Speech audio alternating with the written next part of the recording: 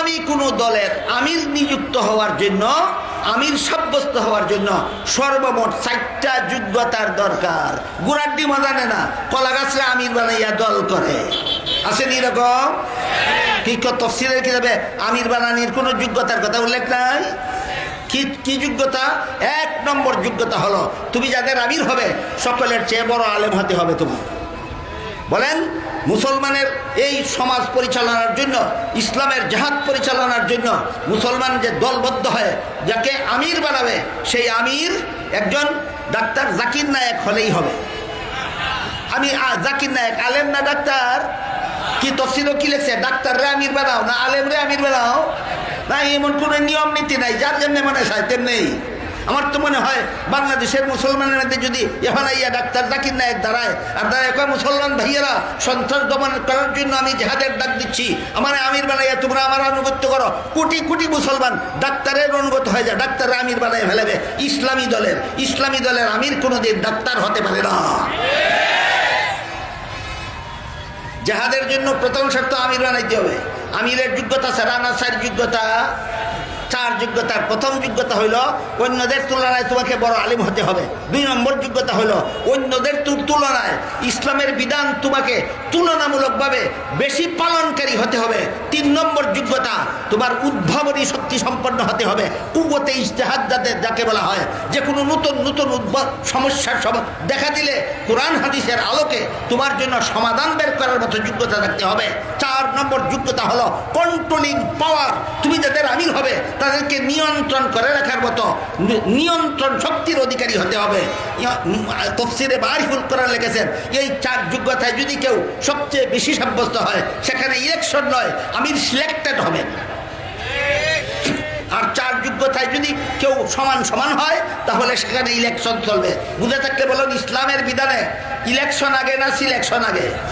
গুড়াড্ডি মাদানা না ইসলামের নামে দল করে, ইলেকশন বুঝে না, সিলেকশনও বুঝে না। ইলেকশন কোন সময়, সিলেকশন কোন সময়, গুড়াড্ডিও বুঝে না, দল করে ইসলামের নামে।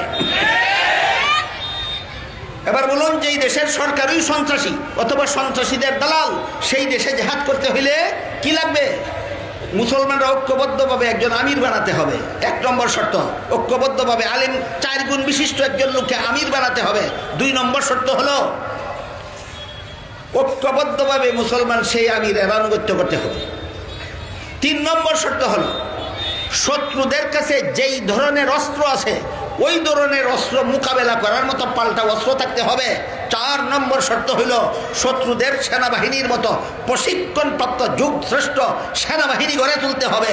এই অবস্থায় যদি তুমি যুদ্ধ না করো, জেহাদ না করো, তাহলে গোটা মুসলমান জাতি তোমার কারণে ধ্বংস হয়ে যাবে। সন্ত্রাসীদের হাতে মুসলমান জাতি ধ্বংস হয়ে যাবে।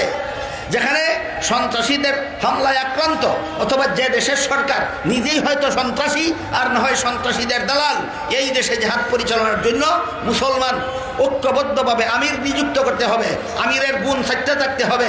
2 নম্বর, অন্যান্য সমস্ত মুসলমান আমিরের আনুগত্য করতে হবে। 3 নম্বর, যুগোপযোগী অস্ত্র সংগ্রহ করতে হবে। 3 নম্বর, যুগোপযোগী সেনাবাহিনী, প্রশিক্ষণপ্রাপ্ত সেনাবাহিনী রেডি করতে হবে। এমত অবস্থায় 4টা কাজ যদি তোমরা করতে পারো, তাহলে তোমরা মদনী জিন্দেগীর আদর্শ মতো জেহাদ ঘোষণা করো, বিজয় আল্লাহ তোমাদের হাতে দেবেন। পবিত্র কোরআনের এক আয়াতে আল্লাহ বলেছেন, লা তুলকু বিআইদিকুম ইলাত তাহলুকা। হে মুসলমানেরা, তোমরা নিজেদেরকে নিজেরা ধ্বংসের মুখে ঠেলে দিও না। আল্লামা মুফতি শফি রহমতুল্লাহি আলাইহি তার লিখিত তাফসীরে মারিফুল কোরআনে লিখেছেন, মুসলমানদেরকে যে আল্লাহ বলেছেন নিজের হাতে নিজেদের ধ্বংসের মুখে ঠেলে দিও না, এই কথার ব্যাখ্যা কি? তিনি লেখেন এই কথার 2 ব্যাখ্যা।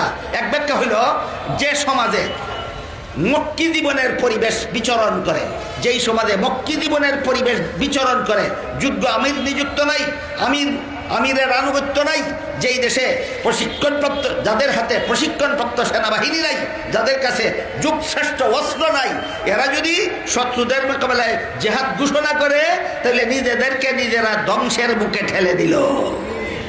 আয়াতের এক তাফসীর এটা। আবার বলি, যদি কারো বোঝার কিছু বাকি থাকে, আল্লাহ কোরআনের এক আয়াতে বলেছেন, হে মুমিন মুসলমানেরা, তোমরা নিজেদেরকে নিজেরা ধ্বংসের হাতে ঠেলে দিও না।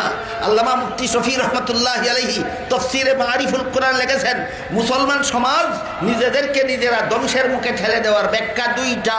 ব্যাখ্যা কটা? দুইটা। এক নম্বর, যেখানে জেহাদের মতো সম্বল তোমার নাই, সেখানে জেহাদ ঘোষণা দিলে তোমার শত্রুরা কচু কাটা দেবে।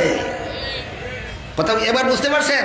যেখানে তোমার জেহাদের জন্য যে শরাইতের উল্লেখ হয়েছে, এই শরাইত যেখানে তোমার নাই, সেখানে যদি সন্ত্রাসীদের বিরুদ্ধে তুমি জেহাদ ঘোষণা দাও, শত্রু তোমার কচু কাটা দেবে, এছাড়া কোনো ফল হবে না। সুতরাং যেখানে সম্বল নাই, মক্কি জিন্দেগির আদর্শ গ্রহণ করো, শত্রুদের হাতে কচু কাটা দিতে যাইও না। যদি যাও, এমন সমাজে যদি জেহাদের ঘোষণা দাও, তুমি নিজের হাতে নিজেকে ধ্বংসের মুখে ঠেলে দিলি। তিনি লেখেন, এই আয়াতের 2 নম্বর ব্যাখ্যা হইল, যেখানে মুসলমানদের সুযোগ্য আমির নিযুক্ত আছে, জনগণ আমিরের আনুগত্য করতে রাজি আছে, যেই সমাজের মুসলমানেরা যুগোপযোগী অস্ত্র সংগ্রহ করতে পেরেছে, আফগানিস্তানি মুসলমানদের মতো, যেখানে মুসলমানেরা সন্ত্রাসীদের মোকাবেলা করার মতো সেনাবাহিনী তৈরি করে ফেলেছে, আফগানি মুসলমানদের মতো, সেই সমাজে মক্কি জিন্দিগির আদর্শ নয়, মদনী জিন্দিগির আদর্শ গ্রহণ করতে হবে। শত্রুর মোকাবেলায় জেহাদে ঝাঁপিয়ে পড়তে হবে। সেখানে যদি জেহাদ ঘোষণা না করো, তাইলে সন্ত্রাসীরা মুসলমান সমাজকে ধ্বংস করে দেবে। এই হইল নিজেদের হাতে নিজেরা ধ্বংসের মুখে ঠেলে দিও না আয়াতের 2 ব্যাখ্যা।